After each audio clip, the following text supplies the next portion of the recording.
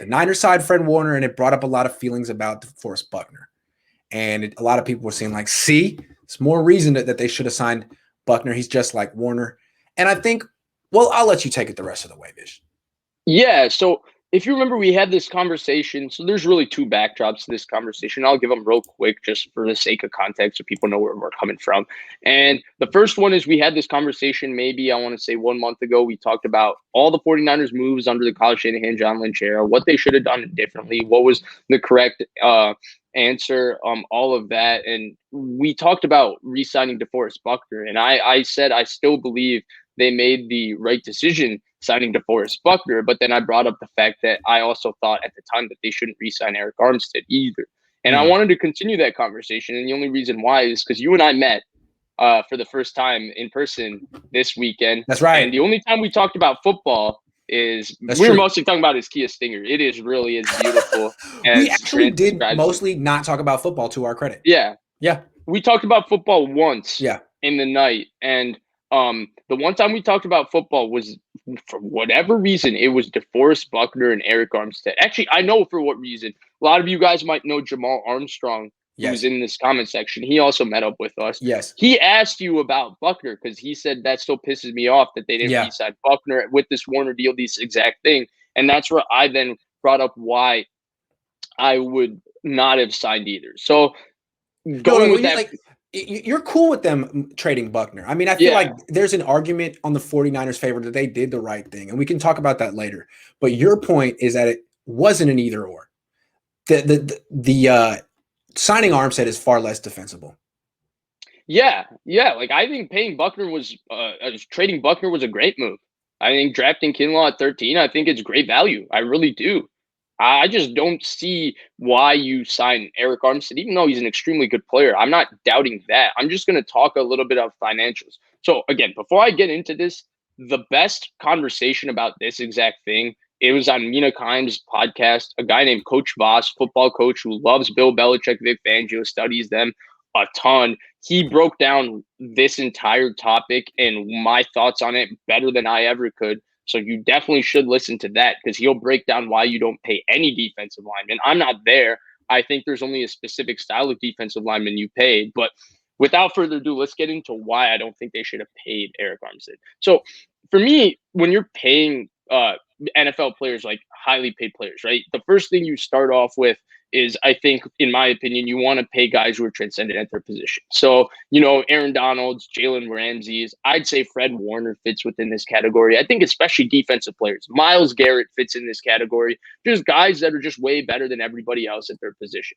Then you want to start paying guys who play premium positions, right? That's why the 15th best quarterback gets paid. That's why the 10th best edge rusher gets paid, because premium positions, the 12th best left tackle gets paid. Premium positions have a greater impact on the game, even with above average players. That's why in this exact context, I would pay the 10th best edge rusher in the NFL, whether it's Shaq Barrett, whether it's Zadarius Smith, whether it's, one of those Brian Burns, whether it's Chase Young, before I would pay DeForest Buckner, the third or fourth best defensive tackle in the NFL at $20 million. Because I just think an edge rusher is more impactful. DeForest Buckner and Arik Armstead were part of a 49ers defensive line in 2017 and 2018 that used to get owned.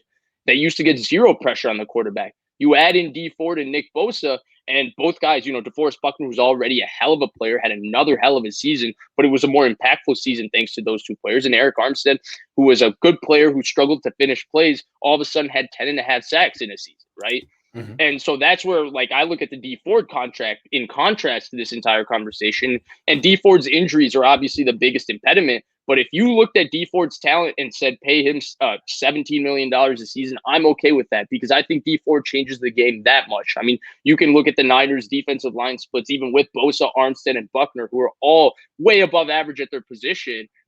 You can look at the impact one player, Dee Ford, had on the three of them relative to, when Ronnie Blair or whoever else played with them.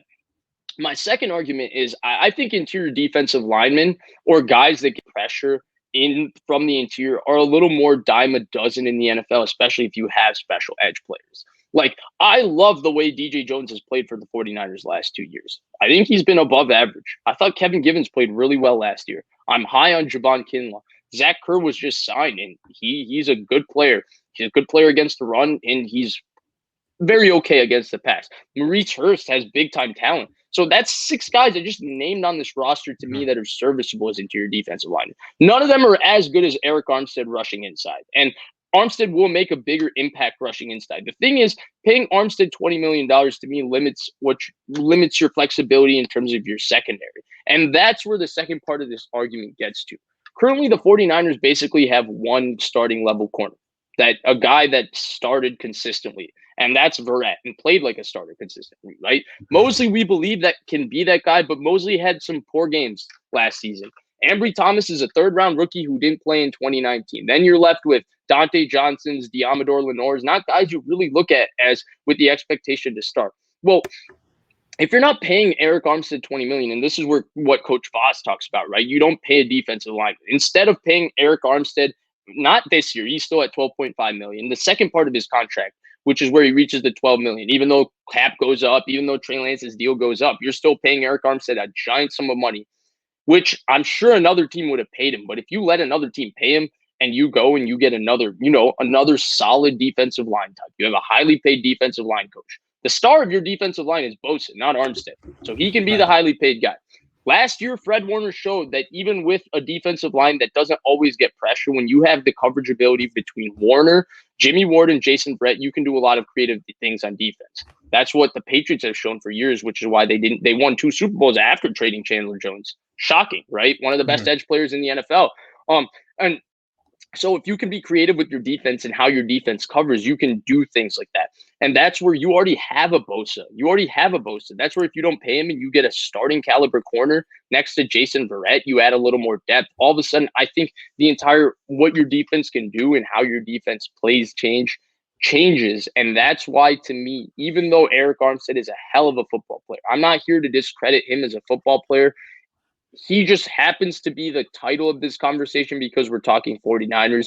The real title of this conversation to me is that you don't pay tweener defensive linemen or really interior defensive linemen that aren't really named Aaron Donald a $20 million plus contract unless they're truly, or I would say any defensive player, you don't pay him that sum of money unless they're an edge rusher or they're a truly transcendent talent. Yeah, I mean, essentially what we're saying here is unless you're a real factor against the pass in this league, even if you're a hell of a run defender, you're pretty much replaceable. Armstead's a good hell of a run defender, but he's just not a consistent enough force against the pass, and that means that the Niners, maybe they felt that the fan base couldn't stomach losing both Buckner and Armstead in the same offseason, but there's really no scenario in which the Niners should have given Armstead. You know what the funny thing is? The exact philosophical change I wanted them to make, they made on defense because Nick Bosa got hurt, Yeah. They were no longer a rush 4, drop 7 defense. Right. Robert Saleh became very creative. They became a split safety coverage defense. They ran a lot of very, very interesting coverages, actually, if you go back and watch them. And a lot of it had to do with the fact that, Ward could cover the way Ward could cover, Verrett could cover the way Verrett could cover, and Warner could cover the way Warner. Those were really the 3 guys.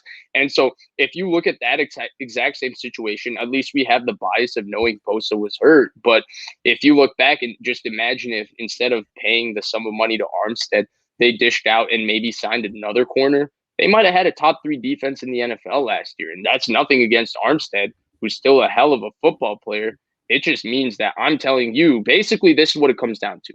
I'd rather have a defense if you're talking about a defensive line. And if you tell me I have to spend $45 million on my defensive line, like that's what the 49ers want to spend. I'd rather have a defense that has Nick Bosa, D Ford, and has DJ Jones and Kevin Givens than I would have a defense that has Arik Armstead, DeForest Buckner, and 3 Kerry Hivers. Fair. The Niners had that for a while, and they showed that if you only have interior pressure and no edge pressure, it's really easy for a quarterback to just hang back. He doesn't have to step up in the pocket. Those defensive tackles just don't usually get there in time. So I see. Yeah, and that's part of the reason why I prefer a Chris Jones or a Aaron Donald, or obviously everybody prefers Aaron Donald. The reason I prefer Chris Jones to DeForest Buckner is one of my biggest pet peeves with DeForest Buckner is I always think it takes him he always ends up making plays. He's an excellent run defender, excellent pass rusher. Like DeForest Buckner is one of the better players in the NFL at defensive or in the entire league in terms of defensive line, and he's a top 3 or 4 defensive tackle in the league. But I don't think he screws up plays quickly enough. The way Chris Jones, there are plays where he's so big, so Warren strong, Sapp he just used shoves. to. Aaron Donald does, yeah. Right. Yeah. Aaron Donald, how many times do we see him just end plays like right off the snap? And that's what feel Warren like that Sapp was like back in the enough. day. Yeah. To an extent. Yeah. Because you need more. To me, those plays are game changers. They're drive killers. If you put a team in 2nd and 15 because you just split a double team and tackle the back for a 5-yard loss, that drive is done.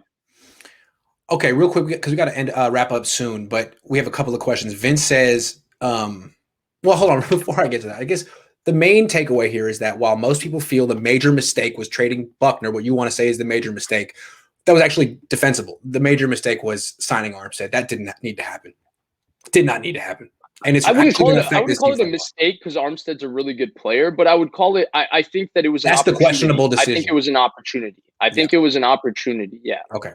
Real quick, we'll answer these questions. Vince says, I get that, or if it's a question, if it's not a question, Vince says, I get that Kyle wants to be the star of the offense and he doesn't want any player to outshine him. That's why he disliked the Jimmy hype in 2017, 2019. I feel like Kyle does have that reputation. So be interesting to see how things go with him and Trey Lance. We'll see. He can prove that wrong with Trey Lance.